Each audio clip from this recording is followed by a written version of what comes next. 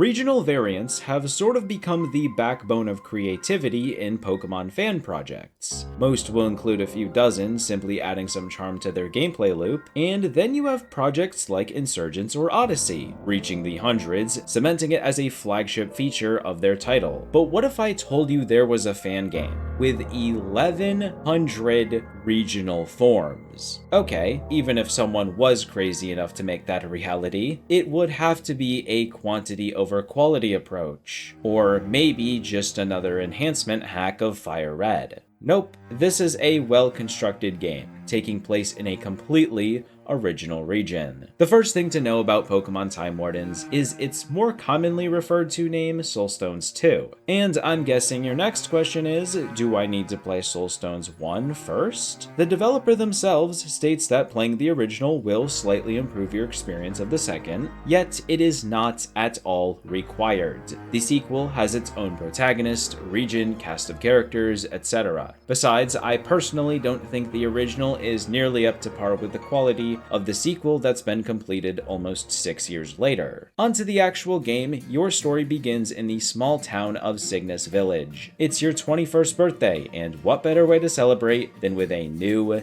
Pokemon? Normally, I'm kind of put off by the forced, choiceless EV starter, yet the encounter options ahead of me significantly lessened my worries. It is very easy to get a promising and full roster of Pokemon going before you're even out of the first handful of areas. As you progress through the story and start to further understand the game's core gameplay systems, you will notice that Time Wardens doesn't exactly have a set level cap. Yet there is something in place to keep you from being overleveled that also prevents your team from falling behind. Whenever you defeat a Pokemon, the experience is gained by 1/3 for every level they have over you, and decreased by the same amount for every level you have over them. If you understood that correctly, it does in fact mean that Pokemon 3 levels under yours will not grant experience when defeated. It is definitely one of the more interesting ways I've seen experience in grinding handled, and it's surprisingly very balanced. As for the regional forms, if it weren't obvious, this game does not include any canon variations of Pokemon.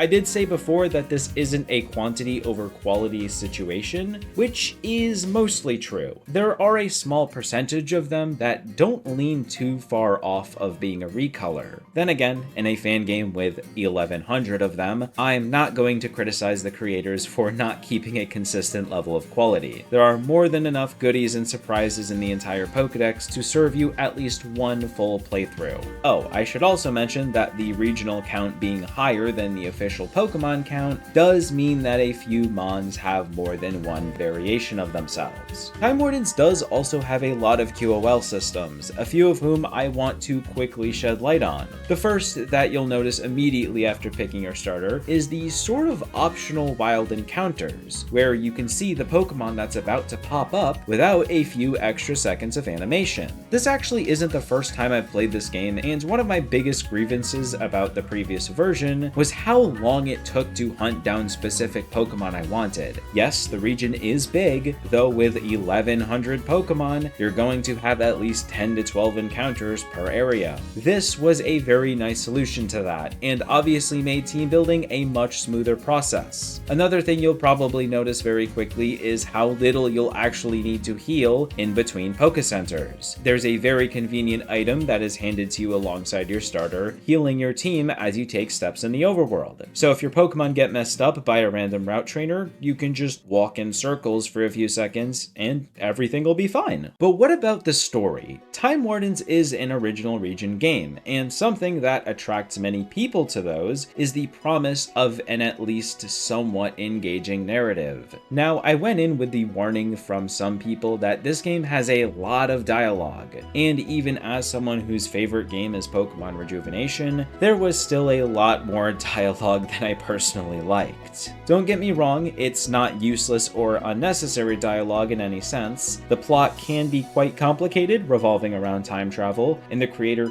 clearly wanted to make sure everything was explained in an understandable manner, and that every character's personality was displayed proportionately. It just takes a little while to get through those explanations, and with no disrespect to the creators, I am going to advise anyone who doesn't like heavy amounts of dialogue to either steer clear of the game or go into the story with little expectations that you'll enjoy it. To wrap this segment up, I do want to make mention that there are some changes to the type chart, alongside 3 additional types. I'm personally not a big fan of such heavy modifications to the type chart, though at the very least pressing M while selecting a move will show you how effective the attack will be against the enemy. You might struggle to do something like a Nuzlocke, but besides that, the gameplay loop is very entertaining and consistent. The main story plus postgame has about 50 hours of content, so if you've always dreamed of a regional heavy and regional only Pokemon game, go give it a playthrough. You know, one concept I'm surprised hasn't been adapted is a fan game heavily based on real-world history. I mean, you have regions based on countries, cities, or even states, and also games that take place at some point in the Pokemon world's history, but not a project inspired by a historical event in our own world. That is until I remembered Pokemon Africanvas, a game I've been looking to revisit for quite some time now, and I do apologize if I pronounce its name incorrectly. Africanvas takes place in ancient Europe, set in the year 219 BC, attempting to take you through the events of the Second Punic War. I should say that the game is not 100% historically accurate. As stated in the intro, the plot tries to be as accurate as possible, although there are some fictional liberties taken in order to fit its narrative into a Pokemon-styled adventure. I'm personally more interested in such a thing anyways, opposed to a purely educational history lesson. Besides, the positive reception I've seen of the project does tell me the retelling of the events are fairly accurate. The thing I enjoyed the most about the game's story is the elements of conflict throughout the adventure. I've played more fan projects than I can count, heck even official titles, that explain how their past times were filled with war, yet not many that actually take place during one. Your journey through the region of Occidentis, as they call it, is no short of a dangerous one. The start of the game has you fighting your way through an enemy attack, only to then be ambushed by forest-dwelling savages. And before you can even make it past your first gym battle, the army of the opposing side comes creeping up from the shoreline. But hold on a second, did I just say gym battle? This is where the fictional liberties I mentioned earlier come into play, as to climb the ranks in your army, you need to collect gym badges from around the region. Originally, I didn't know how to feel about the inclusion of the gym challenge over a more appropriate progression system for the theme of the game, yet the way they were incorporated into the story actually made sense. And it didn't just feel like a somewhat unnecessary detour when there's clearly bigger issues at play. The story was pretty entertaining. There were a few translation issues, though I want to say they mostly pertained to move usage and item pickup notifications rather than the actual dialogue. But this is not a movie. This is not a book. This is a game. And to be good, a game needs to play well. The first thing you're going to notice are the Fakemon starters, and I need to stress that this is not a Fakemon game. These are the only completely original Pokemon you will find in the entire project, and if you don't like the way they look, fortunately the roads just ahead of you contain a wide variety of encounters. And it wasn't just easy to train that many Pokemon so early. The EXP share in this game functions a bit differently, allowing you to manage what team members receive EXP from it and which ones don't. The last thing I want to make mention of in regards to this game are its 2 difficulty options, normal and radical. From my experience, the normal mode felt very easy, and while I didn't get super far through the game on that difficulty, scrolling through the documents tells me that the fights don't get very interesting until the 5th gym leader. Radical mode, on the other hand, was a lot more fun. I didn't think it was nearly as hard as the game put it out to be, though the fights still felt more rewarding to play through. The only real problem is I'm not sure if there's a legit way to change or at least lower the difficulty once selected. So unless I'm wrong about that, you will have to go in confident about your selection. From a narrative and adventure perspective, Africanvas is easily one of the more unique Pokemon fan projects I've played, and I always appreciate when developers try to be more creative in their projects without considering the risks of whether or not it will land. There's a very old question in the Pokemon community of what happens to the third starter that isn't chosen. In the newer games, this isn't something that's really thought of, as you usually have a third rival to answer that, but it was still a very popular thing to consider back in the day, and it's one a brand new fan game called Pokemon Unchosen seeks to answer. To my surprise, the game does actually let you choose which unselected starter to take control of. I was very prepared to be forcefully handed Bulbasaur, as that's usually the Pokemon that was considered in this age-old concept. As the one nobody wanted, the professor luckily ends up feeling sorry for you, giving you the tools you need to go on an adventure of your own. Now, I'm getting a bit ahead of myself because as unique as the introduction is, it's not the main appeal of this game, rather the format of the Pokemon battles. Unchosen is a tactical RPG, which if you don't know what that is, then that's okay, because I didn't know either before going into this. Embarrassing as it is to admit, I have not played very many RPGs outside of Pokemon.